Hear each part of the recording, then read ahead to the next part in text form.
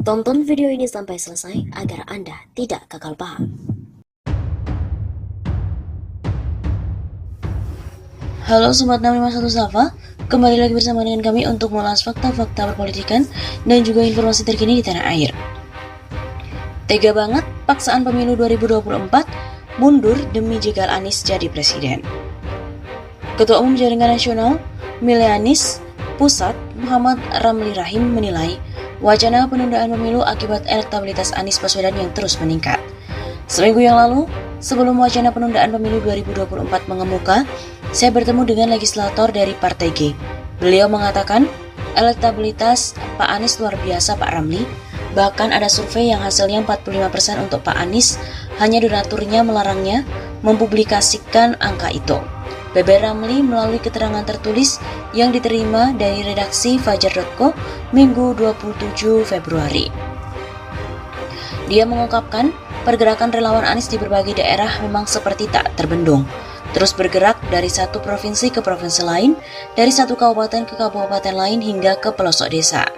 Apalagi survei terakhir Indonesia Political Opinion menemukan fakta bahwa Anies memang teratas dalam survei mereka.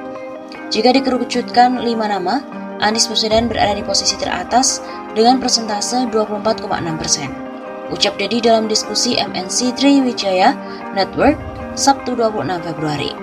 Di posisi kedua ada sosok Prabowo Subianto yang mendapatkan elektabilitas sebesar 23,9%. Kemudian disusul Ganjar Pranowo 19,2%. Posisi keempat ada Agus Harimurti Yudhoyono atau AHY sebesar 7,3%. Dan posisi kelima ada Ridwan Kamil sebesar 5,1%. Ramli yakin pergerakan relawan Anies semakin menaikkan popularitas dan elektabilitas Anies Baswedan. Apalagi pergerakan itu terjadi secara organik, tanpa dibiayai, bahkan mereka yang aktif mencari simpul-simpul relawan untuk Anies, yang dimana relawan itu pun belum tentu tersambung dengan Anies Baswedan, apalagi direstui dan didanai. Tampaknya, elektabilitas yang semakin tinggi inilah yang membuat parpol kehabisan akal dalam upaya bersaing dengan tokoh non-parpol seperti Anies Baswedan. Rasa frustasi melingkupi mereka dan pilihannya adalah mencari cara untuk tidak berhadapan dengan Anies. Untuk itu, Ramli menganggap salah satu cara untuk tidak berhadapan dengan Anies adalah menunda pemilu dan memperpanjang masa jabatan presiden. Tentu saja ini banyak keuntungannya. Selain tidak berhadapan dengan Anies yang tampaknya makin sulit dikalahkan, perpanjangan masa jabatan presiden juga ikut memperpanjang masa jabatan legislator parpol di semua jenjang.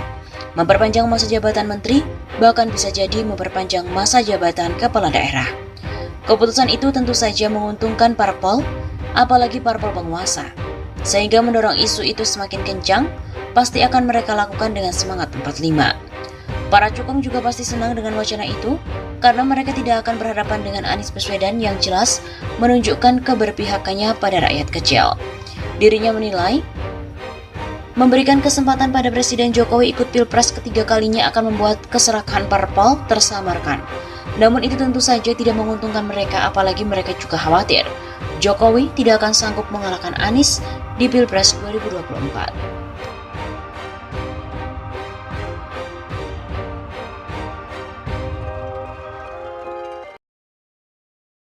Pemilu 2024 diundur, mengkhianati reformasi dan tidak taat konstitusi. Para petinggi partai politik telah mengkhianati reformasi dan tidak taat konstitusi dengan mengusulkan pemilu 2024 dimundurkan. Mereka yang meminta pemilu 2024 dimundurkan sudah mengkhianati amanat reformasi dan tidak taat konstitusi, kata pengamat komunikasi politik Universitas Esa Unggul, Jamiluddin Ritonga kepada redaksi Jumat 25 Februari.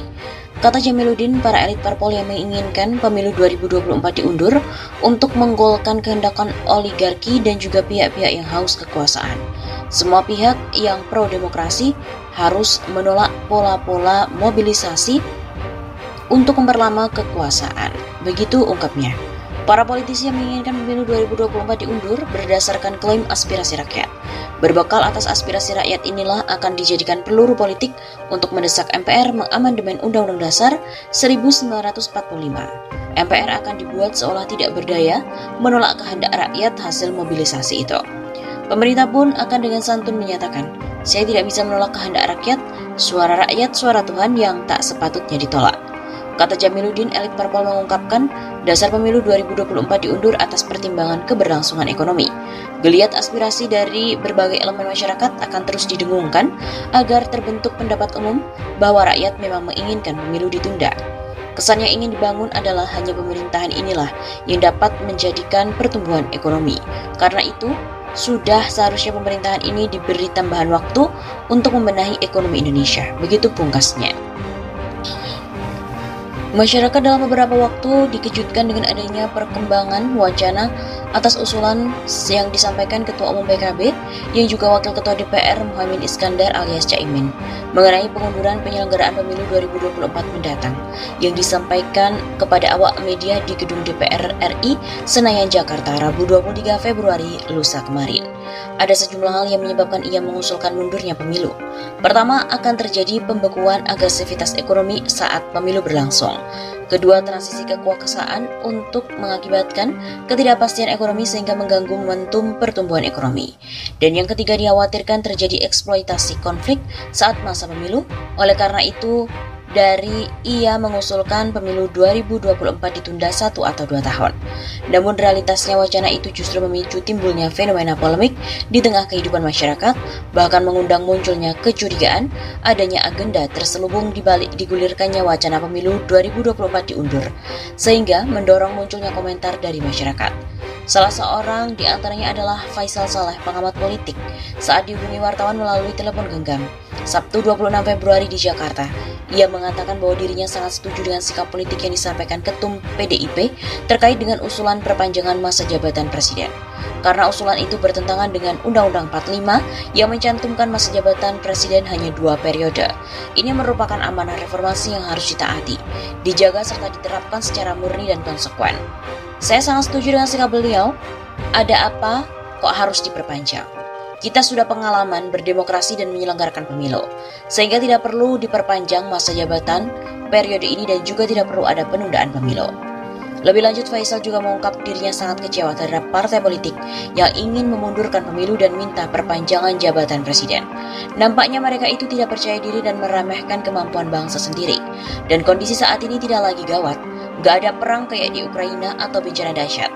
Kalau alasannya soal kondisi ekonomi, maka jangan dilupakan penyelenggaraan pemilu tahun 1999 silam. Adapun kondisi ekonomi saat itu lebih parah dan juga memprihatinkan dari kondisi sekarang. Pasalnya saat itu di tahun 98, Indonesia dilanda krisis moneter dan bahkan boleh dikatakan krisis multidimensional. Tapi realitasnya di tahun 99, Indonesia berhasil menyelenggarakan pemilu multipartai pertama memasuki era reformasi. Ia juga mempertanyakan, dasar keputusan menunda itu apa? Hanya alasan momentum pembangunan. Apa kata dunia kalau hanya gara-gara alasan momentum pembangunan, penyelenggaraan pemilu ditunda? Wacana penundaan pemilu 2024 tidak mempunyai dasar hukum dan justru menimbulkan kegaduhan baru. Oleh karena itu, ia tidak sepakat dengan wacana itu dan meminta para elit parpol untuk bersikap bijak serta mementingkan masa depan bangsa di atas kepentingan individu. Sikap saya intinya agar demokrasi berjalan dengan baik berdasarkan konstitusi yang berlaku. Pengalaman kita sudah lama berdemokrasi harus terus dipertahankan. Karena itu tidak elok rasanya kalau pemilu 2024 ditunda pelaksanaannya. Kalaupun dipaksa dilakukan, maka itu berarti melanggar Undang-Undang Dasar 45 dan juga merupakan sikap yang meremehkan kemampuan demokrasi bangsa Indonesia. Begitu pungkas Faisal.